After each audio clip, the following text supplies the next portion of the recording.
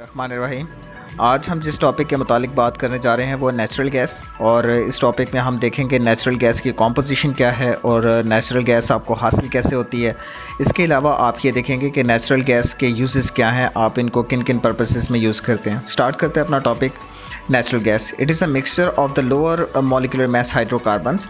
Natural gas जो है वो लोअर मॉलिक्यूलर मैस हाइड्रोकार्बन्स का मिक्सचर है। याद रहे, इसके अंदर ये जो नेचुरल गैस है इसके अंदर डिफरेंट गैसेस जो हैं वो मौजूद होती हैं, जो कि लोअर मॉलिक्यूलर हाइड्रोकार्बन्स कहलाती हैं। उनका मैस कम होता है और लोअर मॉलिक्यूलर मैस हाइड्रोकार्बन्स होने की वजह से ये ज़मीन में से सबसे पहले जो है वो बाहर आती हैं। आप फ्यूल्स को तो बाद में बाहर निकालते हैं, मगर पहले आप जो है वो नेचुरल गैस को हासिल कर सकते हैं। तो मैं आपको बता रहा हूँ कि ये लोअर मॉलिक्यूलर मैस हाइड्रोकार्बन्स का मिक्सचर है, यानी इसके अंदर मीथेन, ईथेन, प्रोपेन और ब्यूटेन, ये 4 गैसेस इसके अंदर जो हैं वो मौजूद होंगी। इस नेचुरल गैस का जो सबसे अहम कंपोनेंट होता है, ये भी आपने अपने जहन में रखना है, वो है मीथेन, और ये 85% नेचुरल गैस के अंदर मौजूद होता है। अदर कंपोनेंट्स भी हैं जो कि ईथेन और प्रोपेन और ब्यूटेन है, ये भी नेचुरल गैस के अंदर मौजूद है, मगर मीथेन जो है वो 85% के लिहाज से मौजूद है, और अदर गैसेस जो हैं वो 5% के लिहाज से 5% ईथेन, 5% प्रोपेन और 5% ब्यूटेन जो है वो नेचुरल गैस के अंदर मौजूद होती है। ठीक है, अब ओरिजिन के मुतालिक बात करते हैं। ओरिजिन क्या है, यानी आपको नेचुरल गैस कहाँ से हासिल होती है।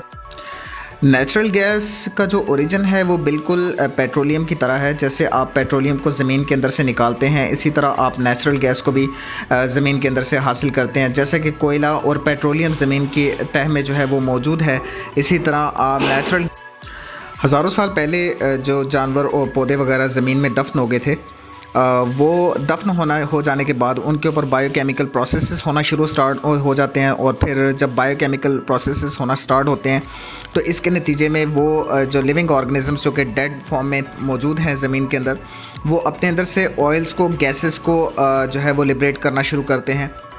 तो उन्हीं को हम लोग जो है वो बाद में एनर्जी के सोर्सेज पे इस्तेमाल करते हैं। तो जैसे कि कोल और पेट्रोलियम आपको ज़मीन की तह से जो है वो हासिल होता है, तो इसी तरह आपको नेचुरल गैस भी ज़मीन की तह से जो है वो हासिल होती है। बाद में हम लोग जो है वो डिफरेंट प्रोसेसेस यूज़ करके इन गैसेस को जो है वो बाहर निकाल लेते हैं। ठीक है, तो अब जो नेचुरल गैस है ये पेट्रोलियम की ऊपर वाली तह पर जो है वो मौजूद होती है। ऊपर इम्प्रीवियस रॉक्स जो हैं वो मौजूद हैं, जिसकी वजह से ये गैसेस डायरेक्ट ऊपर नहीं आती। आप इनको एक्सट्रैक्ट आउट करने के लिए कोई डिफरेंट प्रोसेस से आपको जो है वो गुजरना पड़ता है। तो इसके बाद आप लोग जो है नीचे पानी की तह मौजूद है, नीचे भी इम्प्रीवियस रॉक्स हैं, ऊपर भी इम्प्रीवियस रॉक्स हैं, इम्पीरियस रॉक्स जो हैं वो मौजूद हैं।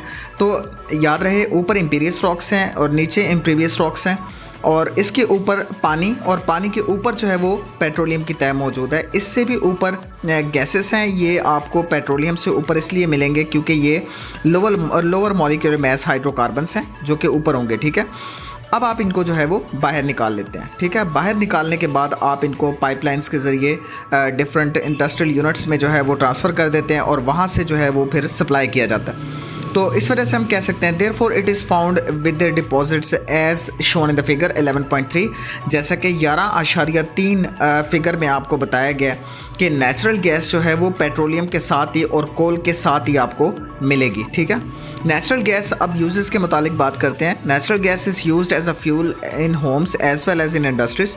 नेचुरल गैस को जो है वो फ्यूल्स के तौर पे और इंडस्ट्री और घरों में इस्तेमाल किया जाता है।